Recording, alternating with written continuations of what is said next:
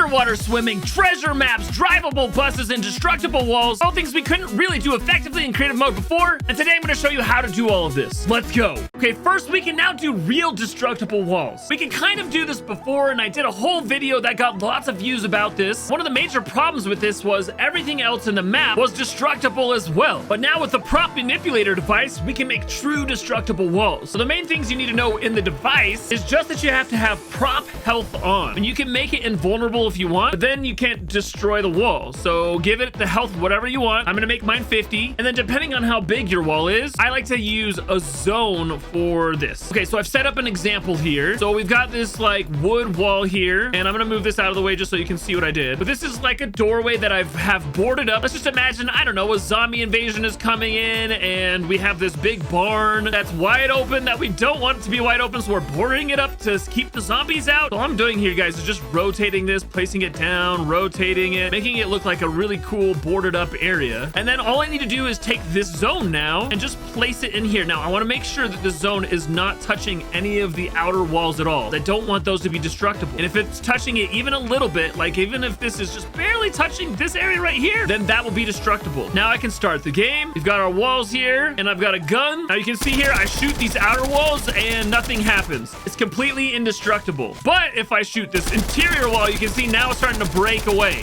Completely destructible walls, and it's awesome. Now this kind of a wall is just one example. You can make other types of walls. So if you go to the outdoor gallery, this is what I did in my previous video. I used this piece, and then I sized it up 3 times. 1, 2, 3. You could do it more. Maybe let's do 4. And then I just place these right next to each other, and then I copy a whole row, and then I just place those right on top of each other, and now we've got a full wall that is destructible. These are other wood pieces in the outdoor gallery. Just place them right on top of each other, and then you can copy and paste those as much as you want, right? Just right next to each other, or I don't know. There's lots of different wood pieces you could use in all the different galleries, and I'm just gonna put these other wood walls right next to it. And then once again, we're just placing the prop manipulation device. We're gonna resize it though, because once again, we don't want this to be touching any of the other walls at all, just the ones in the middle. Okay, that's pretty good. Okay, then we're gonna start the game, and once again, look, you can't destroy these walls at all on the outside, but the interior wall here is completely destructible. Now the health on this is pretty high. You might want to make it even lower, I don't know, but this is a really cool new device that we can use to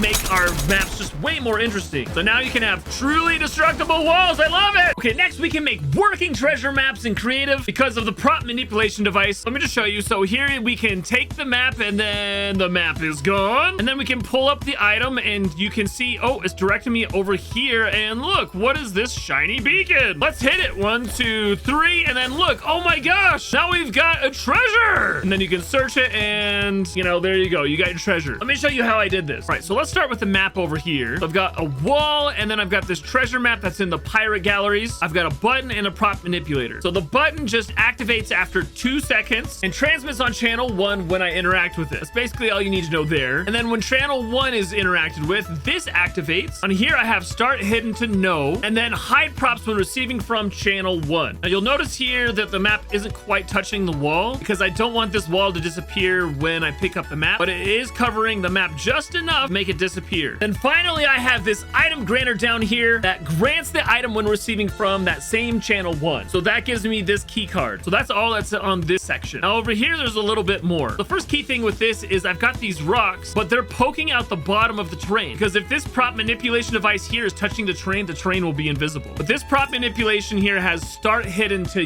yes turned on. And then I have show props when receiving from channel 2 also turned on. So these will appear when I hit this trigger here. So this trigger right here is triggered by damage, and it transmits every 3 hits. So once I hit it 3 times, it'll make this appear. So I have this prop manipulator also on the treasure chest, and it's the same settings as the other one down below. So it's gonna appear when I hit this 3 times. And then I also have this beacon here that activates when I pick up my treasure map over there. So it kind of like the X marks the spot. You could do that with something else if you wanted. I just wanted something easy. So the prop manipulator makes this appear and disappear. But then other than that, below all of this, I'm just gonna move this away for a second. You're gonna see I had a conditional button down here with this card in it. So that's what makes the like guiding arrow pointing you where to go. And I just put it down below everything so that it would still guide you to it, but you wouldn't see the conditional button. So basically when I hit this trigger 3 times, it activates the conditional button, so it takes your treasure map away and it makes everything here appear. And that's basically it. It's a little bit complicated, but it's a really cool mechanism to have have a working treasure map. Okay, next let's show you how to like swim underwater. Well, sort of swim. So first you need to be on an island that has water, obviously. We got lots of space under here underwater. Next, you're gonna need the skydive volume device. Now you don't really need to change much on this other than its size. So you're just gonna need to make this as big as you want the area to be. And then you take it and you put it under the water. So don't put it down too far, otherwise you won't be able to place it down. But there we go. Now I have it under the water. Now you can see here when I'm swimming and when I go inside of it, now I can like actually stay under the water and swim around. So you can see right here, I'm getting damaged because I'm like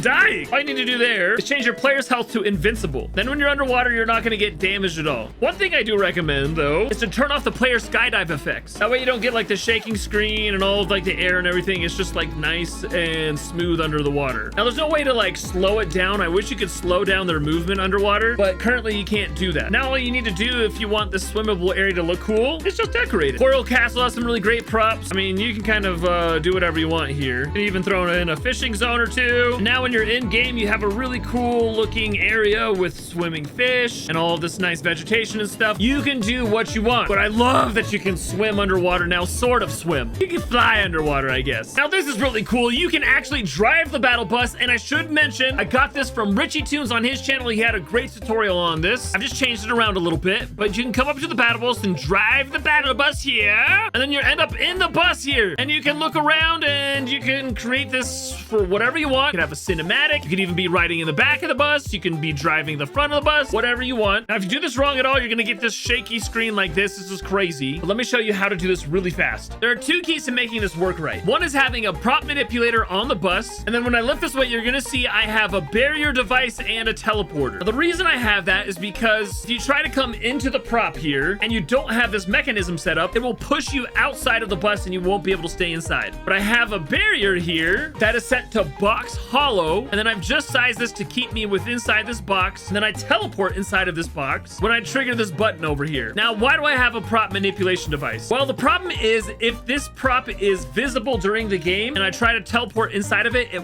won't let me do that at all. But if I teleport inside the box and then have the bus appear around me, I can stay inside. So in this prop manipulator, I have it show props when receiving from channel 6. And then on this button right here, when I interact with it, it transmits on channel 5, which then teleports me to this teleporter. But when I teleport to it, it transmits on channel 6, which then makes this bus appear. And that's basically it, guys. Other than that, you can add props around. You can see we've got the steering wheel from the yacht gallery as well as some benches from the yacht gallery. I don't have any floor on this. It doesn't really matter. You can decorate it however you want, but it's a really simple mechanic that can add a really cool cinematic sequence or just a fun thing to do in creative mode. I love we can do these things now.